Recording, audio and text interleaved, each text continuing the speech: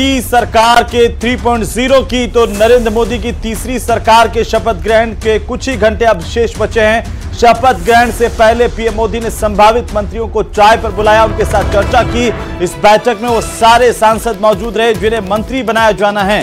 सूत्रों के हवाले से सबसे बड़ी खबर यह है कि पीएम मोदी ने 100 दिन के रोडमैप को लेकर चर्चा की है, साथ ही मंत्रियों को रोडमैप को लागू करने के निर्देश दिए हैं। इसके अलावा प्रधानमंत्री ने कहा कि 5 साल का रोडमैप तैयार है। साथ ही उन्होंने 2047 तक विकसित भारत बनाने का लक्ष्य की बात कही है। शाम 7:15 पर नरेंद्र मोदी तीसरी बार पीएम पद की शपथ लेंगे और इसके लिए खास तौर पर तैयारियां पूरी कर ली गई हैं। कई देशों के राष्ट्राध्यक्षों को निमंत्रण दिया गया है, वे भी इस भव्य समारोह के साक्षी बनेंगे। मीडिया और देश की नजर आप पर टिकी है। पीएम मोदी ने कहा कि 100 दिन का रोडमैप और किस तरीके से काम करना है वो भी समझाया। मोदी 3.0 को लेकर के अब चंद घंटे शेष बचे हैं। शपथ ग्रहण में कुछ ही घंटे बाकी बचे हैं और सबकी नजरें, सबकी निगाहें राष्ट्रपति भवन पर, जहां पर कुछ ही देर बाद में शपथ ग्रहण समारोह का देश साक्षी बनेगा। मोदी 3.0 के शपथ ग्रहण समारोह का साक्षी देश बनेगा। तमाम लोगों की निगाहें राष्ट्रपति भवन पर टिकी हुई हैं। 7:15 पर शपथ ग्रहण समारोह का आयोजन और इस दौरान चर्चाएं यह भी कि आखिरकार कौन कौन मंत्री बन सकता है। राजस्थान से भी जो संभावित मंत्री बन सकते हैं उनको लेकर के चर्चा हो रही है।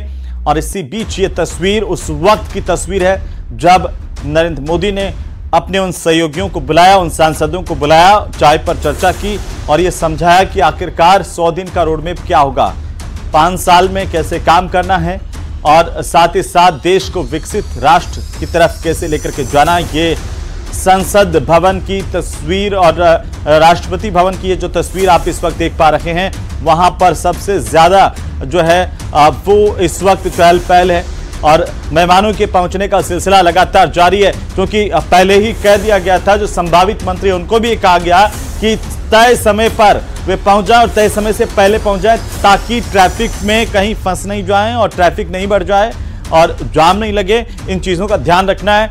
अपना निर्धारित जो स्थान तय है उस पर जाकर के पहले स्थान ग्रहण कर लें, ये सभी को निर्देशित किया हुआ है।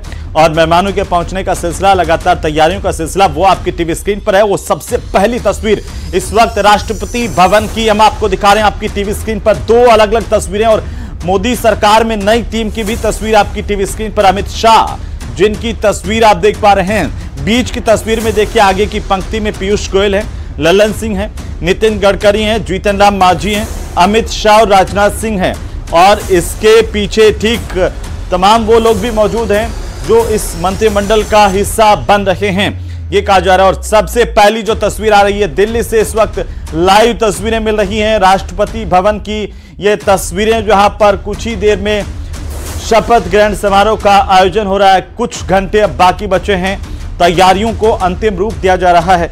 मेहमानों के पहुंचने का सिलसिला लगातार जारी है। अलग अलग क्षेत्रों से भी, चाहे वो वकील हों, कलाकार हों, उनको भी देश भर से आमंत्रित किया गया है।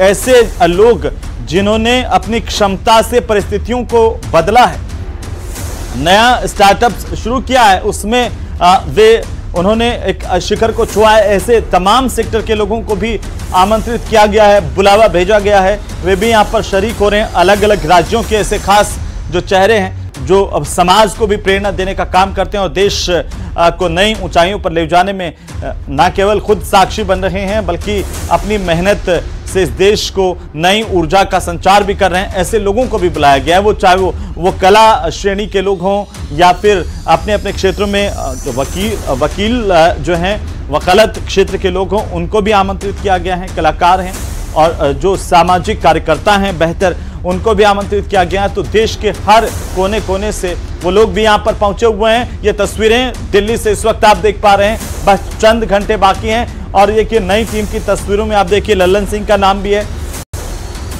और इस तरह से ये जो चेहरे हैं वो मोदी 3.0 के नए सरकार के चेहरे, जिनके दम पर प्रधानमंत्री नरेंद्र मोदी देश को विकसित भारत बनाने का सपना देख रहे हैं। तो ये देखिए, जैसे कि मैं जिक्र कर रहा था, अब जो मेहमान देश भर से अलग अलग इस शपथ ग्रहण समारोह के साक्षी बनने के लिए आए हुए हैं, देश के अलग अलग हिस्सों से किन्नर समाज के भी लोग यहां पर आमंत्रित किए गए हैं। तो कलाकारों में से भी आमंत्रित किया गया है, चाहे वो सुदूर के राज्य हों। तो नरेंद्र मोदी आज तीसरी बार लगातार प्रधानमंत्री पद की शपथ लेकर इतिहास रचेंगे। 24 मई 2014 को पहली दफा प्रधानमंत्री बने नरेंद्र मोदी, फिर 30 मई 2019 को दूसरी बार उन्होंने प्रधानमंत्री पद की शपथ ली और आज शाम का वो पल जब तीसरी बार शपथ लेंगे। ये तस्वीरें पुरानी भी आपकी टीवी स्क्रीन पर है।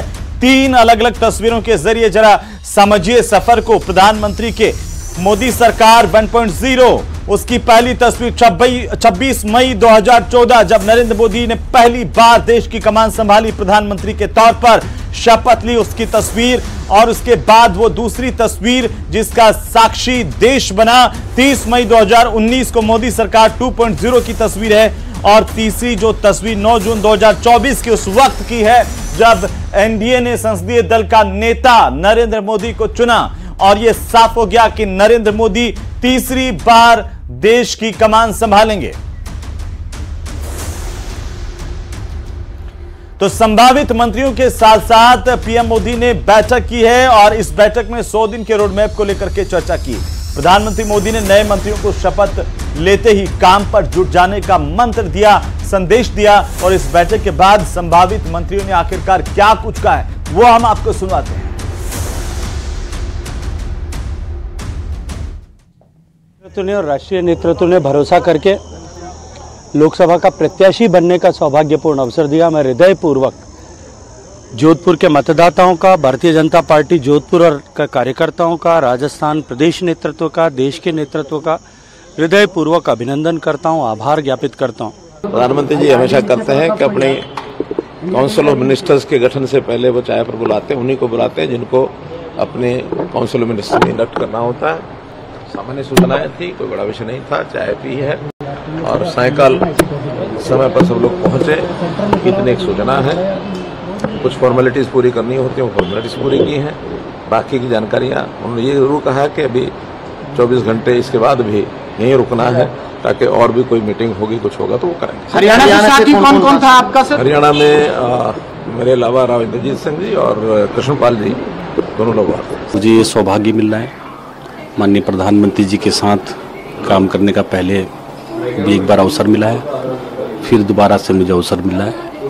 इसके लिए मैं भारतीय जनता पार्टी का, अपने कॉन्स्टिट्यूंसी के सभी मतदाताओं का और माननीय प्रधानमंत्री जी का बहुत धन्यवाद देता हूं कि जो 10 वर्षों से काम चल रहे हैं उन कार्यों को और तेज गति देने में मैं अपना जितना भी दिन रात है मेहनत करके उस काम को पूरा करूंगा।